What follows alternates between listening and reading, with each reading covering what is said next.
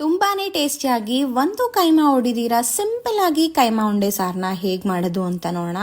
ಅನ್ನಕ್ಕೆ ಮುದ್ದೆಗೆ ಒಳ್ಳೆ ಕಾಂಬಿನೇಷನ್ನು. ಜಾರ್ಗೆ ಈರುಳ್ಳಿ, ಬೆಳ್ಳುಳ್ಳಿ, ಶುಂಠಿ, ಟೊಮ್ಯಾಟೊ, ಕೊಬ್ಬರಿ, ಚಕ್ಕೆ, ಲವಂಗ, ಕೊತ್ತಂಬರಿ ಸೊಪ್ಪು, 1-2 ಸ್ಪೂನಷ್ಟು ಧನಿಯಾ ಪುಡಿ, ನಿಮ್ಮ ಖಾರಕ್ಕೆ ತಕ್ಕ ಹಾಗೆ ಖಾರದ ಪುಡಿ, ಸ್ವಲ್ಪ ಉಪ್ಪನ್ನ ಹಾಕ್ಕೊಂಡು ನೀರು ಹಾಕಿ ನುಣ್ಣಗೆ ರುಬ್ಕೋಬೇಕು.